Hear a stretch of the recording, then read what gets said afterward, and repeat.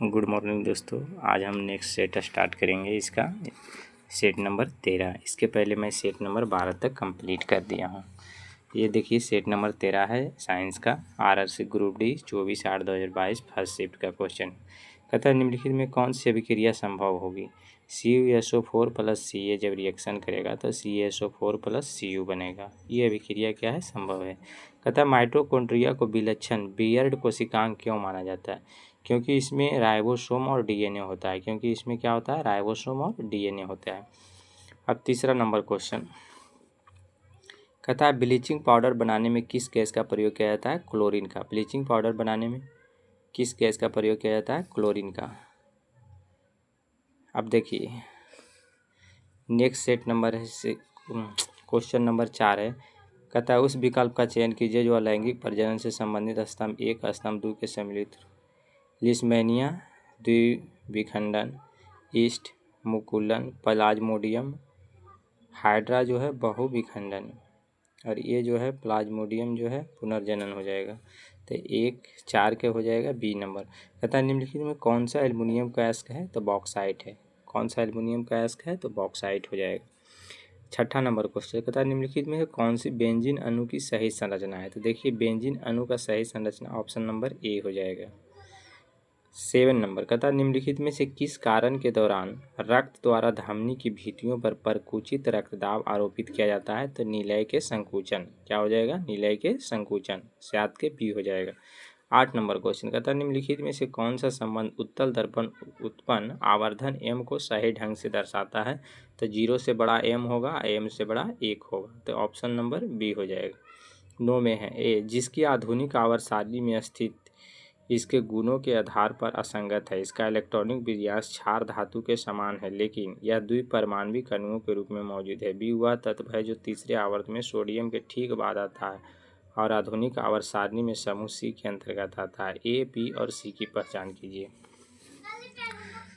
तो option number B हो जाएगा। कहता है ए हाइड्रोजन है और बी जो है क्या है, मैग्नीशियम है, सी जो है कार्बन है जो कि 2 है। अब यहाँ देखिए 10 नंबर क्वेश्चन कहता है किसी उत्तल दर्पण के मुख्य अक्ष के अनुदिश आपतित प्रकाश किरण के लिए आपतन कोण क्या होगा, तो 0 डिग्री होगा। कितना होगा, 0 डिग्री। एक उत्तल लेंस एक वास्तविक उल्टा और छोटा प्रतिबिंब निर्मित करता है। वस्तु की स्थिति क्या होगा, 2f से परे होगा। 2f से क्या होगा, परे होगा। कहता है 2.5 मेगा एम्पियर की एक धारा 2 ओम प्रतिरोध वाले किसी चालक से होकर प्रवाहित होती है। चालक के सिरों के मध्य विभवांतर ज्ञात कीजिए 5 मेगावोल्ट। 13 नंबर जब कोयले और पेट्रोलियम को अपर्याप्त वायु ऑक्सीजन की उपस्थिति में जलाया जाता है तो कौन सी प्रदूषणकारी हानिकारक गैस उत्पन्न होगा, तो कार्बन मोनोऑक्साइड। 14 में प्रोपेन अणु में 3 कार्बन परमाणु द्वारा सभी हाइड्रोजन परमाणु के साथ कुल कितने इलेक्ट्रॉन की साझेदारी की जाती है, तो 8। 15 नंबर निम्नलिखित में से किस मामले में एक वृत्ताकार कुंडली से संयोजित गैल्वेनोमीटर द्वारा एक धारा दर्ज की जाती है, तो ऑप्शन नंबर ए हो जाएगा 2 और 3। दूसरा नंबर जब चुंबक को कुंडली की ओर ले जाया जाता है जब किसी चुंबक को कुंडली से दूर लाया जाता है। क्वेश्चन नंबर 16 कहता है निम्नलिखित में कौन सी शक्ति के इकाई नहीं है, तो क्या है, किलोवाट घंटा। किलोवाट घंटा। 17 नंबर क्वेश्चन कहता है पौधे अपने अपशिष्ट उत्पादों को किन विभिन्न भागों में संग्रहित करते हैं, तो पत्तियां हो गया, रसधानियां हो गया और पुराने जाइलम। ये तीनों चीज़ में क्या करते हैं, संग्रहित करते हैं जो उत्पाद बनाते हैं उसका। 18 नंबर कहता है दो बल्ब ए बी एक 3 वोल्ट स्रोत के साथ समांतर क्रम में संयोजित है। यदि बल्ब ए और बल्ब बी के प्रतिरोध का अनुपात 1:3 है तो एक निश्चित समय में बल्ब ए और बल्ब बी द्वारा उत्पन्न ऊष्मा का अनुपात क्या होगा, तो 3:1 होगा। विद्युत चुम्बकीय प्रेरण की खोज किसने की थी, माइकल फैराडे। विद्युत चुम्बकीय प्रेरण की खोज किसने की थी, माइकल फैराडे ने। इसके बाद देखिए क्वेश्चन नंबर 20 कहता है निम्नलिखित कौन सी उदासीनीकरण अभिक्रिया है, कौन कौन हो जाएगा। NaOH यानी सोडियम हाइड्रोक्साइड को जब HCl से हाइड्रोजन क्लोराइड से अगर अभिक्रिया करेंगे तो NaCl + H2O बनेगा। मतलब क्षार को अगर अम्ल से करेंगे तो हमेशा क्या होगा, उदासीनीकरण अभिक्रिया होगा जो कि क्या बनाएगा, नमक बनाएगा और जल बनाएगा। और उसके बाद है दूसरा नंबर HNO3 प्लस KOH। देखिए ये क्षार है और ये लवण है, अम्ल है। तो ये दोनों जब रिएक्शन किया तो KNO3 AQ प्लस H2O बना। तो ये भी क्या है, उदासीनीकरण अभिक्रिया है। और उसके बाद तीसरा नंबर HCl, ये क्या है, अम्ल है और इसको हम क्षार से अभिक्रिया करवा रहे हैं। तो सोडियम क्लोराइड बन रहा है प्लस H2O।